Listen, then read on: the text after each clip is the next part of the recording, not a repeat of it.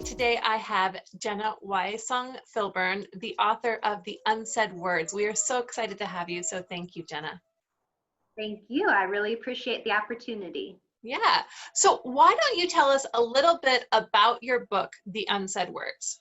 Yeah, so my book is about my experience living with chronic illness. It's a short book of poems, a chat book, but most people I've spoken with don't know what I mean when I say chat book. So if you're not familiar with the poetry world, it's a short introductory book, I guess is the way to say it. Yeah, my first one, so I'm excited about that. So what led you to start writing this particular collection of poems?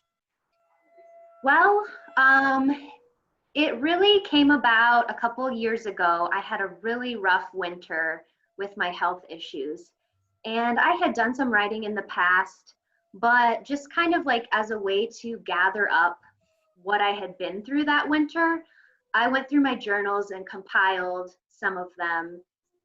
And once I did that, I was like, it's so meaningful to me when I hear stories from other people who have dealt with chronic illness. And I wonder if I should try to put this out there. So on a whim, I was like, I'm going to submit it.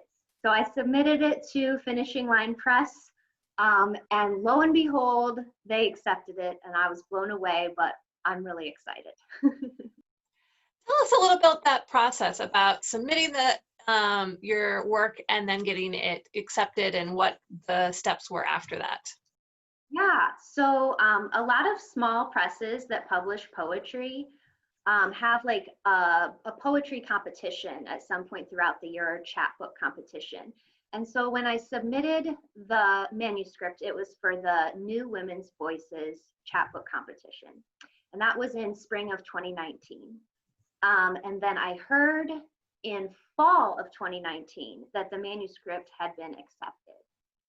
And so then it's been a long and complicated process of revisions and drafts and pieces and permissions, and wow, I had no idea it was this complicated to get us to fall of 2020 when the book finally came out.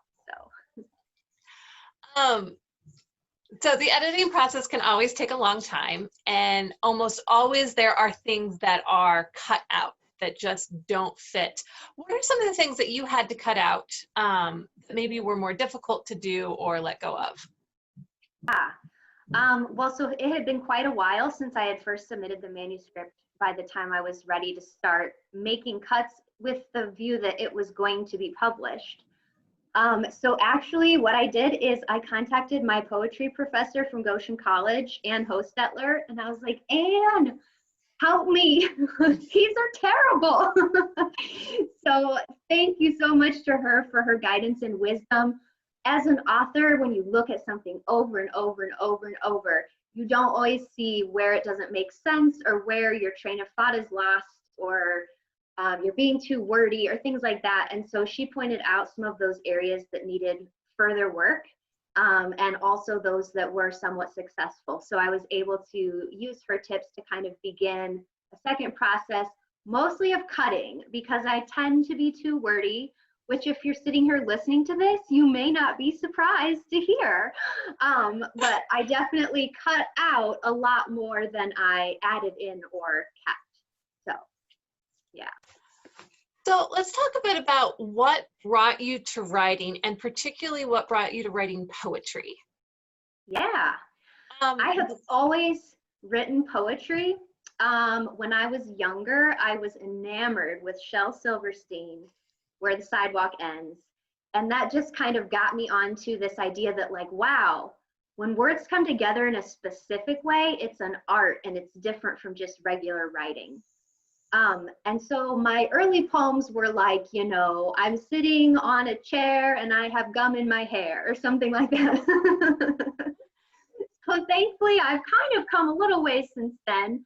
I was always really interested in poetry, and I had the privilege to take a poetry class with Ann at Goshen College, and that really deepened my interest in the writing process and the purpose of poetry in society and all those kinds of things. Wonderful. If you had some advice to a young author, particularly a young poet, what would it be? It would be get ready for rejection, and that is hard.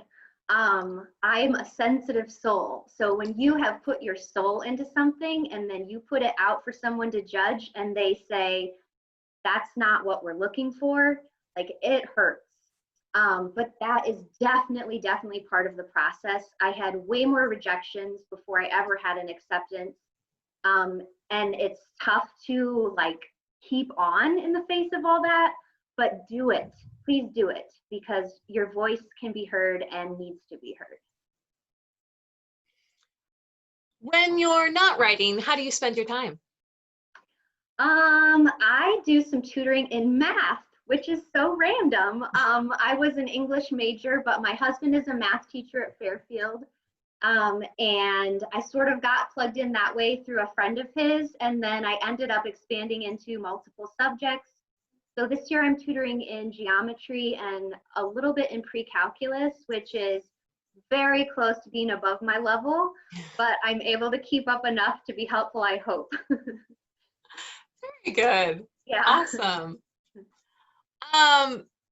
Let's go back to writing. Mhm. Are you one of those people who writes every day or only when the inspiration hits? Talk a bit about your writing process. Yeah. I have tried more to set aside time for writing, but I'm also a person who, like, I find that if I try to write when I just don't really have anything, I just get really frustrated. So that would be a day when I would probably do more editing of things I've already written as opposed to writing new material. In the mornings are best when I'm just sitting there with my coffee and I'm still like, the dreams are still fuzzed in my head and the thoughts from yesterday and the thoughts about today. And that's a space where often something flows up out of the depths that is a little more usable than at other times. What about those times when you do hit a block? What are some of your tricks for getting past that? Yeah, so I had a massive block from like 2010 to 2020, so it feels like.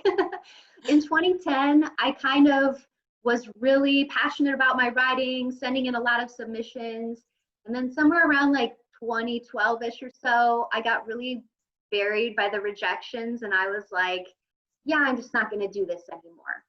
And then it kind of gradually came back to I have emotions inside of me that I can't process unless I write them out. And for some people, that might just be journaling. And for other people, it might be poetry or it might be something a little more formal and official.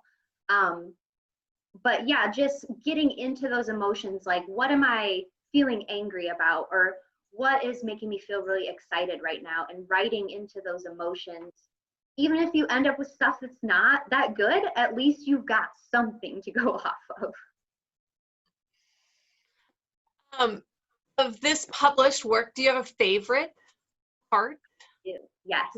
My favorite poem is Escape. It's toward the middle of the book. When I was younger, my grandparents had a cabin in Colorado and we would go out there in the summers. And in the evening, when it was getting dark and it would storm, I would see the horses running because they're terrified of the thunder. So they're just running and running across the hillside. And when the lightning flashed, which if you've ever been in a storm in the mountains, it's like storms in Indiana times 100. Like it's so loud and so bright. And every time I'd see them, they'd be in a different spot, just running. And that image has stuck with me all these years. I mean, I was probably like 7, 8 years old when I was seeing that.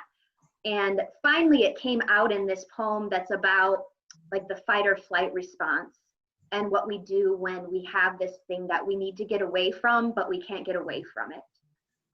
So I love that one because I feel like it made that image or that memory merge with where I am today in a way that brought me a lot of satisfaction. Nice, nice. Do you have any authors or poets that are inspiration that you turn to again and again when you're, I don't know, happy or sad or just in everyday life? Yes. Mary Oliver is my favorite poet. She is just stunning. I lost my grandmother this year, and we were very close. And I have been reading and rereading Thirst by Mary Oliver throughout this fall. And I have many of her books. And every time I read one, I'm just amazed by her ability to see things and then put them down so beautifully and with such finesse and grace. I'm very jealous of her. Nice. Is there a unappreciated poet that you think everyone should read but doesn't? That's a good question. I don't know if it's someone who's unappreciated necessarily, but I've been reading a little bit of Ada Limon, and I'm really liking her work. So I am curious. She's on my Christmas list. So plug to all the parents out there watching this video. That's what I want for Christmas. Nice. What are you working on now? So this year has been crazy for everybody, right? So in addition to losing my grandmother in May, which was already in the middle of the pandemic, for me, I have a suppressed immune system. So I am extremely limited in what I can do socially and where I can go in public. So that has brought out a whole set of changes in my life, but also feelings and emotions about the situation that we're in. And yeah, with my husband being a public school teacher, that has introduced a whole other set of challenges. So there's just been a lot to work through and think about that kind of revolves around loss this year. And that's kind of where my thoughts and focus are at right now. As you're doing all this writing, are there any resources that you find the most helpful? Yeah. So a lot of times you kind of have this word in your head and it's not the right word. But what is the right word? So Merriam-Webster has a thesaurus online. So if I'm writing on the computer, I'm on that constantly, looking for words that sound better or have a softer or a harder feel from the word that I'm thinking of. And also Sis and Synonyms is a hardcover book that I use when I'm writing in my journals. And in addition to that, like I have not done a good job of being in community with other poets and people who can give me feedback and help on my writing. So I have reached out to more people this summer as I've been working through some poems, trying to get some outside perspective. And that's something I'd like to pursue more in the future as well. Wonderful. What do you hope readers will take away from this set of poems? I really hope that there are some people out there who live in the isolated world of chronic pain, because it is isolated. You have to live and people don't always see it and they don't understand it, and it feels like you have this double life. And so I'm hoping that at least one or two of those people can read this book and be like, somebody gets me. That's so huge, just to validate your experience and your emotions. And it's hard emotionally to live with a physical thing that doesn't ever go away. And you need that solidarity in that community and that support. So I'm so much hoping that those people can find my book, or that even people who have those people in their lives can better understand what they're going through, perhaps by reading it. Wonderful. Well, thank you so much for your time. Thank you. We look forward to seeing new things from you in the future. I hope so.